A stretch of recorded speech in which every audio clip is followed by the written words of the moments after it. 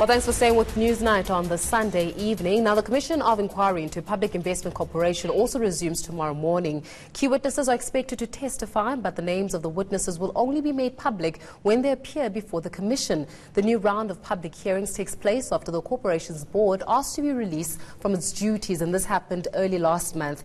Our reporter, my colleague Heidi Giokos, is following that story and joins me now for that conversation. Heidi, thanks a lot for joining us on Newsnight this evening. Now, I think that the biggest concern right now is that this Commission of Inquiry resumes after a 2-week break, but whilst they were on a break, some evidence and some allegations of death threats towards witnesses was actually brought forward, and that says something about really what is to be anticipated at the PIC Commission.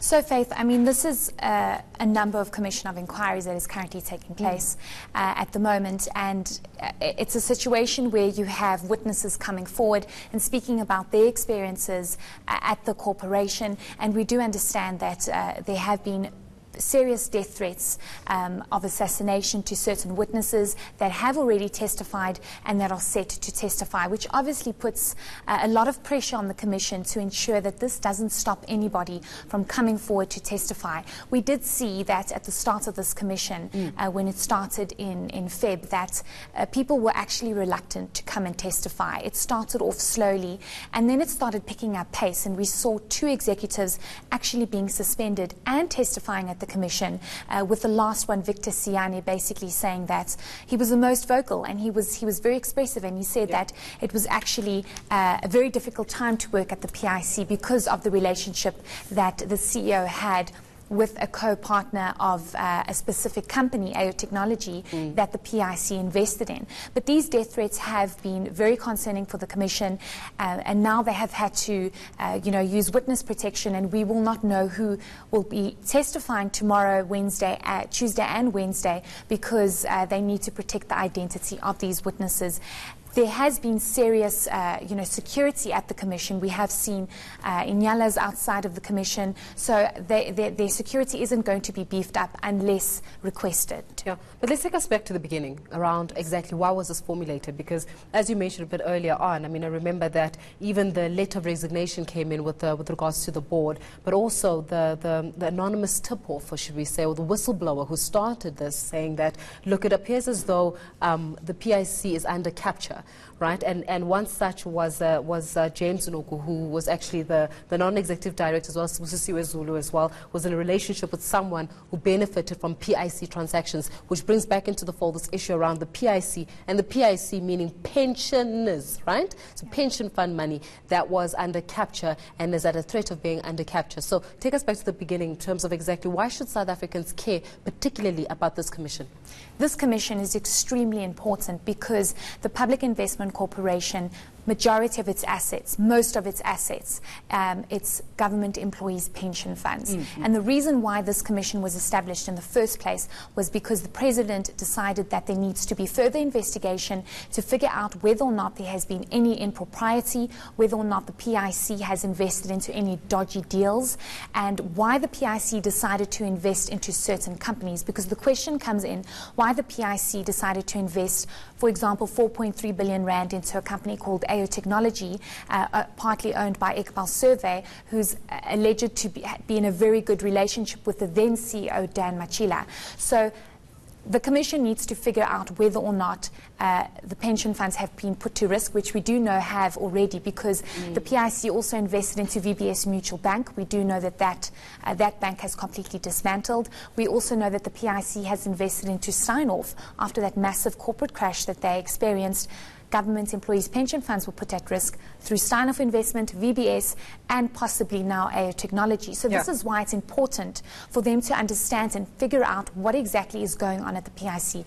Has there been any dodgy deals? And this is why the witnesses need to come forward. And now there's been almost a spanner in the works with these death threats, because now people are fearing to come forward because this is made public and because it's being broadcasted, which is so important because it's government employees' pension funds we're talking about. And of course, this commission is expected to last up until March, way into March, in fact, just finding and unraveling some of those issues that are being confronted with the PIC. But I also say that on the other side of it, the resignation of the board, and I know that from the resignation that was sent by the board saying that it actually seeks to, and the questions and the allegations seeking to bring the actual PIC into disrepute and discredit the institution in itself.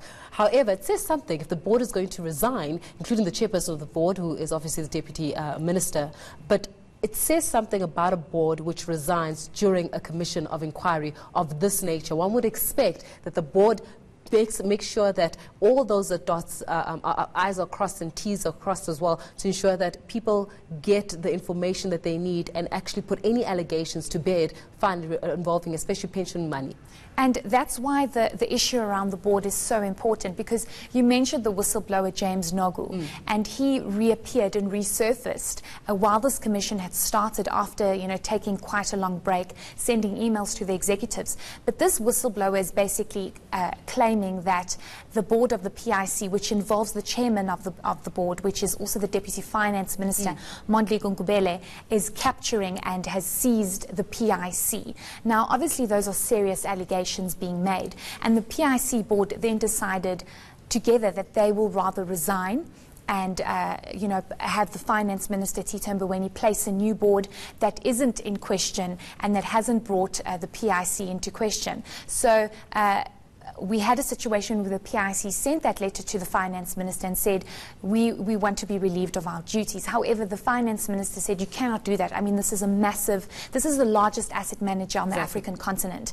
And, then the board was asked, actually, can you rather wait until we find a new board? We actually saw in the budget speech last week, when we asked the finance minister, what are you going to do? I mean, the PIC is so vital and critical in South Africa. And he said, we are trying to find a new board.